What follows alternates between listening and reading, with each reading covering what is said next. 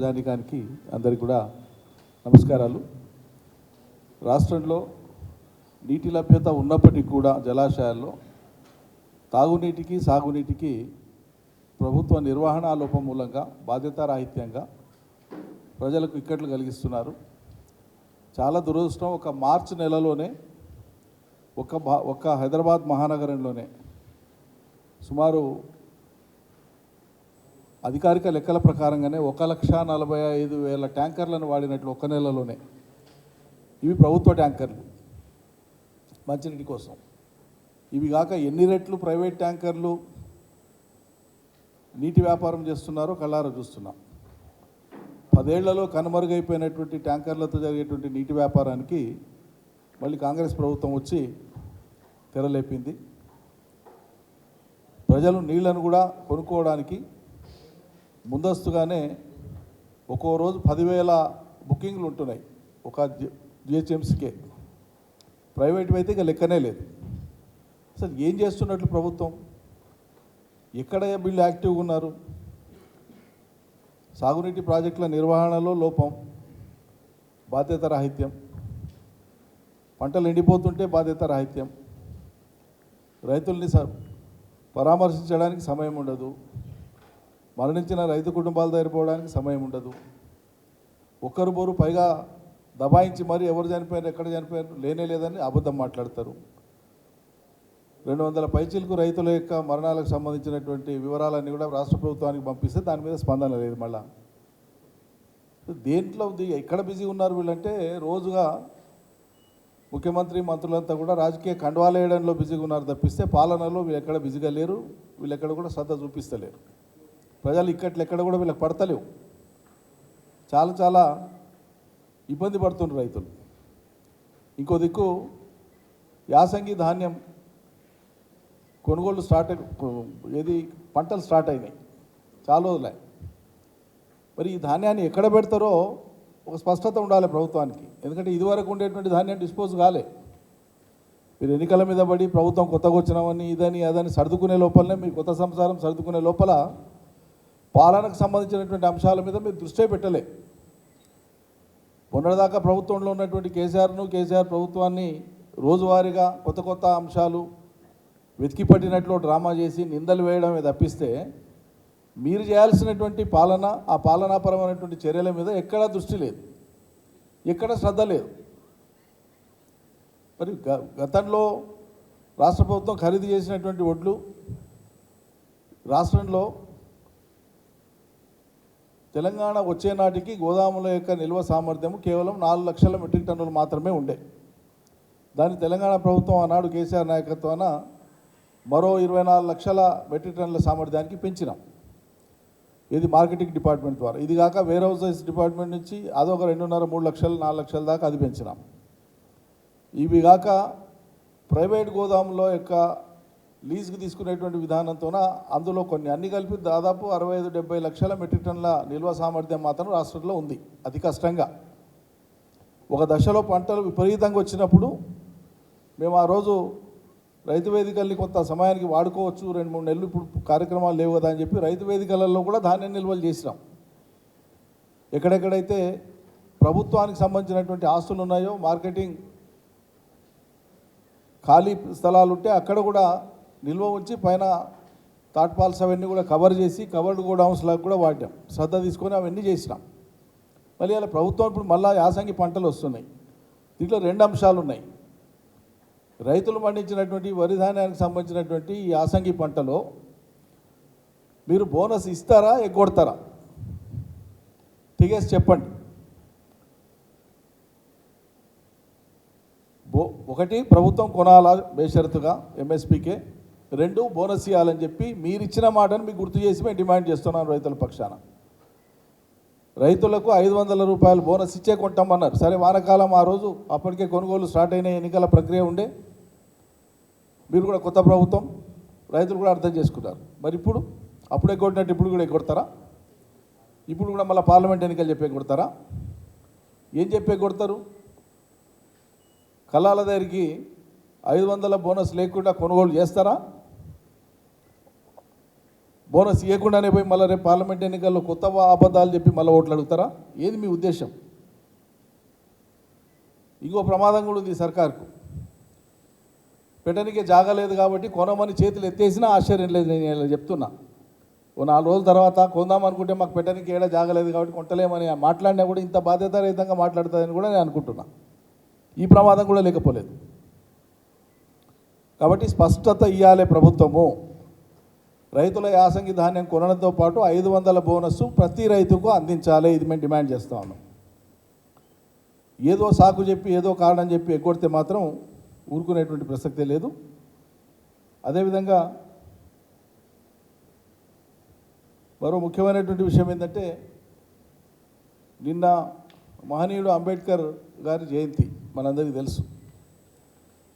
తెలంగాణ రాష్ట్ర సచివాలయానికే, నూతనంగా నిర్మాణం చేసిన సచివాలయానికే అంబేద్కర్ గారి పేరు పెట్టడం జరిగింది. ఓ అద్భుతమైనటువంటి సచివాలయాన్ని నిర్మాణం చేసినాం మనం, దేశంలోనే ఒక తలమానికమైనటువంటిది. అదేవిధంగా వారి స్ఫూర్తి ఎల్లకాలం ఉండాలని చెప్పి, భావితరాలకు కూడా అది నిత్య చైతన్యంగా ప్రసరించాలని చెప్పి 125 అడుగుల అంబేద్కర్ విగ్రహాన్ని ఒక అత్యద్భుతమైనటువంటి విధంగా నిర్మాణం చేసి ప్రతిష్ఠించడం జరిగింది. స్టాచ్యూ ఆఫ్ ఈక్వాలిటీ అని పేరు పెట్టి, సమానత్వపు చిహ్నంగా అంబేద్కర్ గారు సమానత్వాన్ని ప్రబోధించినటువంటి వ్యక్తి, జీవితకాలం పరితపించినటువంటి వ్యక్తి. అదే అంశాలను రాజ్యాంగంలో కూడా ఆయన పొందుపరిచినారు. ప్రపంచ మేధావి, భావితరాలకు స్ఫూర్తి ఆయన. మరి అంబేద్కర్ గారి విగ్రహానికి అక్కడికి వెళ్ళి 125 అడుగుల అంబేద్కర్ విగ్రహాన్ని, అక్కడ స్మృతివనాన్ని అద్భుతమైనటువంటి రీతిలో మనం ప్రతిష్ఠించి, స్వయంగా అంబేద్కర్ గారి మనోడిని ప్రకాష్ అంబేద్కర్ గారిని ఆ రోజు ఆ ఫంక్షన్కి పిలిచి మనం ఇనాగ్రేట్ చేసినాం. మరి ముఖ్యమంత్రి గారికి కానీ, రాష్ట్ర మంత్రులకు కానీ ఆ విగ్రహం దగ్గరికి వెళ్ళి, ఆ స్థలానికి వెళ్ళి వాళ్ళ గౌరవ ప్రతిపత్తిని ప్రకటించడానికి వాళ్ళకి మనసు రాలే. ఇంకా దుర్మార్గం ఏంటంటే, వాళ్ళు పోకపోగా, దండలు వేయకపోగా, పూలు సమర్పించకపోగా, ట్రిబ్యూట్స్ పే చేయకపోగా ఆ మొత్తం ప్రాంగణాన్ని కూడా ప్రజలు కానీ, పౌర సంఘాల వాళ్ళు కానీ, అంబేద్కరిస్టులు కానీ ఇంకెవరు కూడా రాకుండా తాళం వేసి పెట్టిస్తున్నారు. ఇది ఎక్కడే న్యాయం అండి? ఇంత దుర్మార్గమా? కేవలం కేసీఆర్ ప్రభుత్వంలో కట్టిననేటువంటి అక్కస్తోన మహనీయుడు అంబేద్కర్ గారి యొక్క విగ్రహం దగ్గర కూడా ఆయన అనాథం చేస్తారా మీరు? ఇంత దుర్మార్గం మీ ఆలోచన? తాళం వేస్తారు అక్కడ. మరి అంబేద్కర్ గారు విగ్రహము, ఆ స్మృతివనం అదంతా కేసీఆర్ కట్టినందుకు మీకు అంత అక్కసు ఉంటే, కడుపులా మీకు అంతే రోషం ఉంటే మరి సెక్రటరియట్లో కూడా రేపటి నుంచి కూర్చోవడం మానేయండి. అది కూడా కేసీఆర్ కట్టించిందే కదా. రాష్ట్ర వ్యాప్తంగా కేసీఆర్ కట్టించినటువంటి మిషన్ భగీరథ ద్వారా ఈ రాష్ట్ర ప్రజలకు నీళ్ళు అందుతున్నాయి. మరి దమ్ముంటే మిషన్ భగీరథని బంద్ పెట్టి మీరు సొంత కార్యక్రమంతో నీళ్ళు అందియండి, కేసీఆర్ మీద అంత కోపం ఉంటే. ఇంత థర్డ్ రేటెడ్ ఆలోచన అంటే నాకు అర్థం కాదు. ఒక ప్రభుత్వాన్ని నడిపే పెద్దలు అవలంబించే విధానం ఇదా? ఎంత హుందాగా ఉండాలి? ఇది యాదృచ్ఛికంగా జరిగింది అని నేను భావించడం లేదు. రాష్ట్రంలోని విఘ్నులు కూడా అట్లా భావించడం లేదు. కాంగ్రెస్ పార్టీ పరంగానే కాంగ్రెస్కే అనాది నుంచి కూడా అంబేద్కర్ గారి పట్ల గౌరవం లేదు. ఇది చరిత్ర నగ్నంగా చెప్తున్నటువంటి వాస్తవము, దాచిపెట్టలేనటువంటి యథార్థం. ఇది నేను ఆరోపణ చేసే అంశం కాదు. స్వయంగా అంబేద్కర్ గారు ఆనాడు ఎన్నికలలో పోటీ చేస్తే ఓడించింది ఇదే కాంగ్రెస్ పార్టీ. అంబేద్కర్ గారు 1956లో పరమపదిస్తే ఆ తర్వాత వరుసగా ఉన్నది ప్రధానమంత్రులు ఎవరండి? జవహర్లాల్ నెహ్రూ గారు, శాస్త్రి గారు, ఇందిరాగాంధీ గారు, రాజీవ్ గాంధీ గారు, నలుగురు కూడా కాంగ్రెస్ ప్రధానమంత్రులే కదా. ఈ నలుగురు కాంగ్రెస్ ప్రధానమంత్రుల కాలంలో అంబేద్కర్ గారికి భారతరత్న ఇవ్వడానికి మనసొప్పుకోలే. ఇది కాంగ్రెస్ పార్టీకి అంబేద్కర్ గారి పట్ల ఉండేటువంటి తీవ్రమైన వాళ్ళ మనసులో, వాళ్ళ పార్టీ శ్రేణులలో, వాళ్ళ మొత్తం పార్టీకి అంబేద్కర్ గారి పట్ల ఉండేటువంటి వ్యతిరేకతకి ఇది ఒక నిదర్శనంగా మనం భావించాలి. ఇది యాదృచ్ఛికంగా జరిగేది కాదు, ఇది ఒక్కసారి జరిగేది కాదు. కొన్ని దశాబ్దాల పాటు కాంగ్రెస్ ప్రధానమంత్రులే ఈ దేశాన్ని ఏలితే కూడా అంబేద్కర్ గారికి భారతరత్న ఇవ్వాలనేటువంటి ఆలోచన వాళ్ళకి రాలే, వాళ్ళు ఇయ్యలే. మధ్యలో జనతా పార్టీ 2.5 ఏళ్ళు మినాయిస్తే మొత్తం వాళ్ళే. ఎప్పుడు ఇచ్చిండ్రు, ఎవరు ఇచ్చిండ్రు? విపి సింగ్ గారు కాంగ్రెసేతర ప్రభుత్వాన్ని ఏర్పాటు చేసినాక విపి సింగ్ గారి ప్రభుత్వ హయాంలో వచ్చింది భారతరత్న పురస్కారం, పోస్ట్మస్ అవార్డు అంబేద్కర్ గారికి మరణానంతరం వచ్చినటువంటి అవార్డు. ఇది మన కళ్ళ ముందున్న సత్యం. అందుకోసం దళితుల్ని కానీ ఈ దేశంలో మైనార్టీలను కానీ కేవలం ఓట్ల కోసమే అన్ని సందర్భాల్లో వాడుకుంటూ వస్తున్నటువంటిది కాంగ్రెస్ పార్టీ. కాంగ్రెస్ పార్టీ నిజస్వరూపము. దయచేసి ఇంకా కాంగ్రెస్ మీద భ్రమలు కలిగినటువంటి దళితులు కానీ మైనార్టీలు కానీ ఇంకెవరైనా ఉంటే వాళ్ళు కూడా అర్థం చేసుకోమని నేను విజ్ఞప్తి చేస్తూ ఉన్నా. నేను అభాండాలు వేయడం లేదు, ఆరోపణలు చేయట్లేదు లేదు. చరిత్రలో మన కళ్ళ ముందు ఉన్నటువంటి వాస్తవాలను నేను గుర్తు చేసి చెప్తున్నా. ఇంతకంటే అవమానం ఉంటుందా అండి దళిత జాతికి కానీ ఈ దేశ పౌరులకు కానీ? అంబేద్కర్ను అవమానించడం అంటే రాజ్యాంగాన్ని అవమానించడం. అంబేద్కర్ పట్ల గౌరవం ప్రకటించకపోవడం అంటే రాజ్యాంగం పట్ల వ్యతిరేకతను కనబరచడం. అంబేద్కర్ పట్ల గౌరవం లేదు అంటే ఈ దేశ ప్రజల్ని అగౌరవపరచడమే. ఏదో యాదృచ్ఛికంగా మా ముఖ్యమంత్రి మంత్రులు చేసిందని అనుకోవట్లేదు. వాళ్ళ నరాన అంబేద్కర్ వ్యతిరేకత ఉంది, వాళ్ళకు అంబేద్కర్ పట్ల వ్యతిరేకత ఉంది. ఇది యథార్థం. కాబట్టి క్షమాపణ చెప్పాలి కాంగ్రెస్ పార్టీ. వాళ్ళు వ్యవహరించినటువంటి తీరుకు ఖచ్చితంగా కాంగ్రెస్ పార్టీ క్షమాపణ చెప్పాలని చెప్పి మేము డిమాండ్ చేస్తున్నాం. అదేవిధంగా సరే, ఎవరు రాజకీయ పార్టీ గురించి ఎవరు అంచనాలు వాళ్ళు మాట్లాడుకుంటే తప్పలేదు, కానీ మాకు ఇంత బలం ఉంది, మేము ఇంత గెలుస్తామంటే పెద్ద ఎవరి పార్టీ వాళ్ళు ప్రకటించుకుంటే దాన్ని ఎవడు ఏమొద్దన్నాడు. అది వాళ్ళ ఇష్టం. నేను ఒక ఆయన వాళ్ళ ఇన్ఛార్జ్ అంటే ఎవరో ఆయన ఆల్ ఇండియా జనరల్ సెక్రటరీ, వాళ్ళు ప్రెస్ మాట్లాడుతూ ఇక పోరాటం బీజేపీ మీద షురూ చేయమంటారు. మరి ఇన్నాళ్ళు ఏం చేసినారు మీరు? ఓ జాతీయ పార్టీగా బీజేపీ మీద మీరు కొట్లాడింది అన్నాడు. పార్లమెంట్ ఎన్నికలు అయిపోతే పీకి మిమ్మల్ని అవతల పడేస్తామని బీజేపీ వాళ్ళు ఇప్పటికి 100 సార్లు మాట్లాడినారు. మీకు వాళ్ళ మీద ప్రతిస్పందించడానికి చేతనే కాదు, మీకు దమ్మే లేదు, ధైర్యమే లేదు. ఎన్నడూ మీరు కొట్లాడినరో జాతీయ పార్టీగా బీజేపీ మీద ఈ రాష్ట్రంలో? తెల్లారితే బతుకుతే మీ ఇద్దరికి కేసీఆరే కదా టార్గెట్. నేను పలు సందర్భాల్లో చెప్పిన ఇదే విషయాన్ని. ఇవాళ మిషన్ 15 అనేది పెట్టుకున్నారు. మీరు మిషన్ 15 కాకపోతే మిషన్ 150 పెట్టుకోండి, ఎవడొద్దని. కానీ బీఆర్ఎస్గా లేనే లేదు రాష్ట్రంలోని మాట్లాడి నేను ఒక ఆయన. నేను గుర్తు చేస్తున్నా, కేసీ వేణుగోపాల్ అనేటువంటి ఆయనకి తెలంగాణ ప్రజల యొక్క భావోద్వేగాలు మీకు అర్థం కావు. మీకు ఓట్లు సీట్ల రూపంలో మాత్రమే తెలంగాణ అర్థమవుతుంది, అనాది నుంచి ఇవాళటి వరకు. పోయిన టెన్యూర్లో మీకు మిగిలింది 6 ఎమ్మెల్యేలే కదా. కాంగ్రెస్ పార్టీకి పోయిన టెన్యూర్లో మిగిలింది 6 ఎమ్మెల్యేలే కదా. కారణాలు ఏమైనా కావచ్చు, మళ్ళీ వాళ్ళ అధికారంలో కాంగ్రెసే ఉంది కదా. మరి మేము 39 మంది ఎమ్మెల్యేలను గెలిచినాక బీఆర్ఎస్ ఉండదు అని మాట్లాడడానికే సిగ్గనిపోయేదా? అహంకారమా? ఈ కళ్ళు నెత్తికెక్కి మాట్లాడతారా మీరు ప్రజాస్వామ్యంలో ఒక రాజకీయ పార్టీ గురించి? 15 సంగతి దేవుడు ఎరుగు. మొదల ఒకటి తీసేసి పక్కల మిగిలిన 5 తెచ్చుకోండి, చేతనైతే చూద్దాం. అంతెందుకు, సాక్షాత్తు ముఖ్యమంత్రి ప్రాతినిధ్యం వహించేటువంటి 3 పార్లమెంట్లు ఉన్నాయి ఇప్పుడు. ఒకటి ఆయన సిట్టింగ్ పార్లమెంట్ మల్కాజ్గిరి, ఒకటి ఆయన చీఫ్ మినిస్టర్గా ప్రాతినిధ్యం వహించేది మహబూబ్నగర్ పార్లమెంట్, ఒకటి ఆయన ఇన్ఛార్జిగా ఉండేటువంటిది చేవేళ్ళ. నేను వేణుగోపాల్ గారికి చెప్తాను, ముఖ్యమంత్రికి చెప్తలేను. మీ చీఫ్ మినిస్టర్ ప్రాతినిధ్యం వహించే ఈ 3ంటికి 3 నువ్వు ఆల్ ఇండియా సెక్రటరీ అయితే ఈయనే తీసుకువేసి గెలిపి దమ్ముంటే అప్పుడు బీఆర్ఎస్ మీద మాట్లాడు. విజిటింగ్ ప్రొఫెసర్ల లాగా ఈయనోడు వచ్చి బీఆర్ఎస్ లేదు, బీఆర్ఎస్ పని అయిపోయింది. ఒక్క కేసీఆర్ ఉంటే కదా మీ పని పట్టింది, మర్చిపోయినరా? గుర్తు చేస్తున్నాం. ఒకడు అసెంబ్లీలో ఉండి కదా మీ పని బట్టి మీ మెడలు వంచి బీఆర్ఎస్తో పొత్తుకు తెచ్చింది అన్నాడు, టీఆర్ఎస్తో పొత్తుకు తెచ్చింది, మర్చిపోయినరా? అప్పుడే అహంకారమా? అధికారం వస్తుంటుంది పోతుంటుంది, ప్రజలు అధికారం ఇస్తుంటారు పోతుంటారు. ఇక మొత్తం మీ చేతుల్లోనే ఉన్నట్లు మీరు కూర్చొని ఓట్లు వేస్తున్నట్టు మాట్లాడితే ఎట్లా? ప్రజాస్వామ్యాన్ని అపహాస్యం చేస్తారా?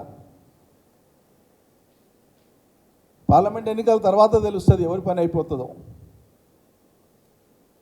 మేము పై దగ్గర పెట్టుకొని పనిచేస్తున్నాం, బాధ్యతగా పనిచేస్తున్నాం ప్రజల కోసం. ప్రతిపక్ష పార్టీగా ఇంకా బాధ్యతగా పనిచేస్తాం. మళ్ళీ ప్రజలు మాకు బీఆర్ఎస్ఏ కావాలని కోరుకునేటువంటి విధంగా నమ్రతగా పనిచేస్తాం, వాళ్ళ విశ్వాసాన్ని గెలుస్తాం. మీలాగా అహంకారంగా మాట్లాడి అధికారం రాగానే అహంకారపూరిత మాటలు మాట్లాడలే. 10 ఏళ్ళ అధికారంలో ఉంటే ఎప్పుడు ఇట్లా మాట్లాడలే. అవతల పార్టీలను పూర్తిగా చిన్న చేసి చూడలే, హేళన చేసి మాట్లాడలే. ఇది మాట్లాడాలి, అవసరం ఏముంది? మీరు ఇచ్చినటువంటి హామీల మీద దృష్టి పెట్టి అవి అమలు చేయమంటారంటే ఒక్కరు మాట్లాడరు దాని మీద. ఇలా రాష్ట్రంలో తీవ్రమైనటువంటి వడదెబ్బకు చాలామంది ప్రజలు కకావికలం అవుతున్నారు. మేమేం చేసినాం అయ్యల్లా హెల్త్ డిపార్ట్మెంట్ నుంచి? వైద్య ఆరోగ్య శాఖ కార్యకర్తల ద్వారా ప్రతి గ్రామీణ ప్రాంతాలలో కూడా ఆశాలను, అంగన్వాడీలను వీళ్ళందరినీ కూడా సద్వినియోగం చేసి వాళ్ళ సేవల్ని ఓఆర్ఎస్ పాకెట్లు గ్రామీణ ప్రాంతాల దాకా పెట్టినాం, రైతుల పొలాల దాకా పెట్టినాం. ఏ ఒక్కరికి అసౌకర్యం కలగవద్దని ఆసుపత్రులన్నింటినీ కూడా యాక్టివేట్ చేసినాం. ఎండ వచ్చిందంటేనంటే ప్రజల్ని అప్రమత్తం చేసి ప్రభుత్వ యంత్రాంగం అంతా వాళ్ళకి అందుబాటులో ఉండేటట్టు చేసినాం. ప్రతి ప్రభుత్వ కార్యాలయం దగ్గర మంచినీటితో పాటు ఓఆర్ఎస్ పాకెట్లను అందుబాటులో పెట్టినాం. ఇలా మీకు పడుతుందా? ఇది సమీక్షించుకోండి ఒకసారి, ప్రభుత్వంలో ఏం జరుగుతుందో. బయట ప్రజలు ఎట్లా అల్లాడుతున్నారో దాని మీద ఒకసారి దృష్టి పెట్టండి. ప్రజల ఇక్కట్ల మీద దృష్టి పెట్టండి, ఎండల మీద దృష్టి పెట్టండి, మంచినీళ్ళ మీద దృష్టి పెట్టండి, సాగునీళ్ళ మీద దృష్టి పెట్టండి, రైతుల పంటల కొనుగోళ్ల మీద దృష్టి పెట్టండి. ఇచ్చిన మాట ప్రకారంగా బోనస్ 500 ఇవ్వండి. ఈ పనులన్నీ చేయమంటానంటే 24 గంటలు మేము కండువాలు కప్పుతాం, మొత్తం గేట్లు తెరిచేస్తున్నాం, ఇంక ఇవాళ గేట్లు తెరవడం స్టార్ట్ అయిపోయింది. ఇవేనండి వార్తలు? ఇదేనండి ప్రభుత్వ పరిపాలన? అసలు విషయాలు పక్కకు వదిలేసి రాష్ట్ర ప్రజానికం కూడా ఇవన్నీ కూడా గమనిస్తున్నారు. ప్రభుత్వం అంటే అవతల పార్టీలలో చేర్చుకునే పని చేయడం కాదు. అన్ని పార్టీల ప్రభావంలో ఉండేటువంటి వాళ్ళు ప్రజలు ఉంటారు. ప్రజలకు పార్టీలు లేవు. ప్రజాస్వామ్యంలో ప్రజలు ఒక ప్రాతిపదికగా ప్రభుత్వం పనిచేయాలి. వాళ్ళు పార్టీల వారీగా విడిపోయి ఉన్నా, పార్టీల వారీగా అభిమానస్తులున్నా, మొత్తం ప్రజా సమూహాన్ని ఒక ముద్దగా చూసి ప్రజల అవసరాలు తీర్చేటువంటి ఉదాత్తత, గొప్పతనము, నిండు హృదయంతో పనిచేసేటువంటి ఆ సంకల్పం ఉండాలి పాలకులకు. అది వదిలిపెట్టేసి ఇష్టారాజ్యంగా పనిచేస్తున్నారు. ఇది ధర్మం కాదు. ప్రజల ఇక్కట్ల మీద మీరు ఇంత ఉదాసీనంగా ఉండడం అనేటువంటిది మాత్రం పట్టదు. చూసినాం కదా నిన్న మొన్నటి దాకా కూడా తీవ్రంగా సమస్యలు ఉన్నాయి, పంటలు ఎండిపోతున్నాయంటే ఒకరు ఐపీఎల్ మ్యాచ్ పోతారు, ఇంకొకరు నాకు టైం లేదు ఇప్పుడు ఐపీఎల్ మ్యాచ్ తర్వాత చూస్తా అని ఇంకొక ఆయన అంటాడు. విచిత్రమైన వేషాలు వేస్తున్నారు కదా మీ ప్రభుత్వ పెద్దలు. ప్రజలకు కనిపిస్తలేవా ఇవన్నీ? ప్రజలు చూస్తలేరా? ఒకసారి మ్యాండేట్ వచ్చింది కాబట్టి ఇంకా మేము ఎట్లా ప్రవర్తించినా నడుస్తుంది అనేటువంటి ధోరణి మీకుంది. ఇది సరైనది కాదు. ప్రజల యొక్క సమస్యల మీద తక్షణం స్పందించాలని చెప్పి మేము డిమాండ్ చేస్తూ ఉన్నాం. Thank you.